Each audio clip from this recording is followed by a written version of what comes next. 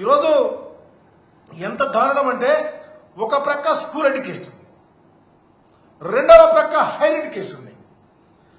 యూనివర్సిటీల దగ్గరకు వస్తే ఎంత అన్యాయం అంటే విశ్వవిద్యాలయాలను పూర్తిగా కలుషితం చేసేసారు. వీసీలు మీవాడైతే రిజిస్ట్రార్లు మీ చెప్పు చేతల్లో ఉండేవాడు. రిజిస్ట్రార్లు మీవాడైతే వీసీలు మీ చెప్పు చేతల్లో ఉండేవాడు. విద్యారంగంలో ఉన్న వాళ్ళకి ఆంధ్రప్రదేశ్లో విశ్వవిద్యాలయాల్లో ఏ విధంగా జరుగుతా ఉందో పూర్తిగా కళ్లకు అద్దపట్టే విధంగా ఉంది. కుల రాజకీయాలు జరుగుతున్నాయే తప్ప విశ్వవిద్యాలయాల్లో అంతకన్నా మించి ఏం జరగటల్లా. మా ప్రభుత్వ హయాంలో ప్రతి యూనివర్సిటీకి రెగ్యులర్ ఇష్యూ చేశాం, ఎగ్జిక్యూటివ్ కౌన్సిల్ ఏర్పాటు చేశాం, యూనివర్సిటీలు రన్ చేయడంలో ప్రాధాన్యత ఇచ్చాం. State council for higher education ని ఒక సిస్టమేటిక్ మేనర్ లో నడిపాం.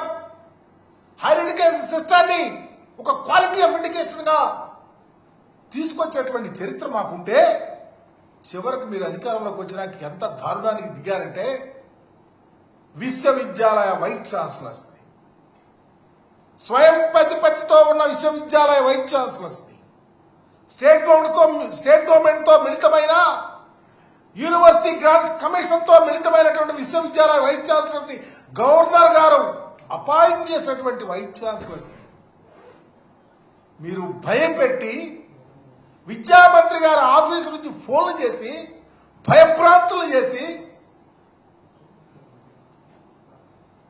17 మంది వీసీలని భయపెట్టి రిజైన్ చేపిస్తే ఇదేనా విద్యా వ్యవస్థ? ఇదేనా విద్యా వ్యవస్థను అడుగుతా ఉన్నా. చివరికి వాళ్ళు రిజైన్ చేసినాక 9 నెలలు ఇన్ఛార్జీలతో నడిపేరే. ఎగ్జిక్యూటివ్ కౌన్సిల్స్ ఏమైనాయి? ఇన్ఛార్జి వైస్ ఛాన్సలర్లు ఏం చేశారు? రాగాబోగా మొన్న 9 మంది వీసీలు వేస్తే ఒక వీసీ వెళ్ళిపోయాడు. పుదుచ్చేరి ఎక్కడో యూనివర్సిటీ వచ్చింది అంటే మీ మీద ఏసే వీసీలకు కూడా అంత అపనమ్మకం ఉందని చెప్పడానికి తెలియపరుస్తా ఉన్నా. ఈరోజు మీరు బలవంతంగా ఇలాంటి వైస్ ఛాన్సలర్ను కూడా భయపెట్టి రిజైన్ చేసినటువంటి చరిత్ర మీది. ఇకపోతే 2014-19కి సంబంధించి విశ్వవిద్యాలయాల్లో టీడీపీ అధికారంలో ఉన్నప్పుడు పూర్తిగా టీడీపీ కార్యాలయాల్లాగా చేసినటువంటి చరిత్ర అందరినీ చూసాం. చివరికి ఎంత దారుణం అంటే పుట్టినరోజు, చంద్రబాబు గారి పుట్టినరోజు, మరి అప్పుడు లోకేష్ బాబు గారి పుట్టినరోజు, అయ్యన్న పాత్రుడి గారి పుట్టినరోజు, స్వర్గీయ ఎర్రవరాయన గారు చనిపోయిన రోజు, చివరికి ఎంత దారుణం అంటే క్లాస్ రూముల్లో కూడా సభ్యత్వాలు, టీఎన్ఎస్ఎఫ్ సంబంధించి క్లాస్ రూమ్ లో సభ్యత్వాలు చేర్పించి యూనివర్సిటీలను భ్రష్టు పట్టించినటువంటి చరిత్ర మీది. విశ్వవిద్యాలయాలలో నిజంగా రిక్రూట్మెంట్స్ అంటే ఒక చారిత్రాత్మకం. 2018లో విశ్వవిద్యాలయాల్లో రిక్రూట్మెంట్ చేస్తారేమోనని పిహెచ్డీలు చేసి రీసెర్చ్ అసోసియేట్స్ గా పనిచేసి యూనివర్సిటీ ప్రాజెక్టులో పనిచేసినటువంటి అనేక మంది ఎదురు చూస్తే నిబంధనలకు నీళ్లు తిలోదకాలు ఇచ్చారు. తిలోదకాలు ఇస్తే చివరికి ఏమీ చేయలేక హైకోర్టుకు వెళ్తే 75 కేసులు మీ యొక్క టెన్యూర్లో వేస్తే మీ 15 సంవత్సరాల పరిపాలనలో ఒక్క రిక్రూట్మెంట్ చేయాల. ఓన్లీ మీ వల్లే యూనివర్సిటీలు స్కెల్టల్ అయిపోయినాయి. మీ పరిపాలన లేమి వల్లే యూనివర్సిటీలో విద్యా వ్యవస్థ భ్రష్టు పట్టింది. విశ్వవిద్యాలయంలో ఉన్నటువంటి యూనివర్సిటీలు భ్రష్టు పట్టడానికి చంద్రబాబు నాయుడు గారి ప్రభుత్వాలే కారణం. దానికి రిక్రూట్మెంట్ లేదు, రీసెర్చ్ లేదు, అడ్మిషన్ సరిగా లేవు, క్వాలిటీ ఆఫ్ ఎడ్యుకేషన్ లేదు, క్వాలిటీ ఆఫ్ టీచింగ్ లేదు, పెర్ఫార్మెన్స్ లేకుండా మీ యొక్క అజ్ఞానమైనటువంటి వైస్ ఛాన్సలర్స్ వేసి మీ యొక్క పార్టీ కార్యకలాపాలు చేశారు తప్ప ఏనాడు విద్యను పురికొల్పాలనో రీసెర్చ్ చేయించాలనో థీసిస్ పెర్ఫార్మబుల్ గా సబ్మిట్ చేయించాలనో విజ్ఞానవంతుల్ని చేయాలనో శాస్త్రజ్ఞులను తయారు చేయాలనో ఏనాడు లేదు. దానికి ఉదాహరణ చెప్తా. న్యాక్ సంబంధించి 2024లో మా ముఖ్యమంత్రి గారు ఉన్నప్పుడు A++ వచ్చింది యూనివర్సిటీస్కి. 2019లో అప్పుడు 0. అలాగే A+ అయితే నాన్ గ్రేడ్ సాధించిన యూనివర్సిటీల్లో అయితే 2024లో 13 ఉంటే 2019లో అయితే 4. ఏ గ్రేడ్ అయితే 2024 మా గవర్నమెంట్ లో 46 వస్తే 2019లో 11. ఇప్పుడైతే 5. అంటే higher education gross enrolment GRE పిల్లలు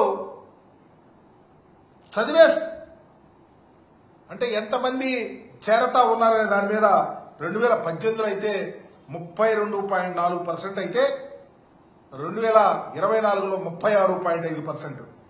అంటే దీంట్లో ఒక్కొక్క విషయం. 2018లో 100 మంది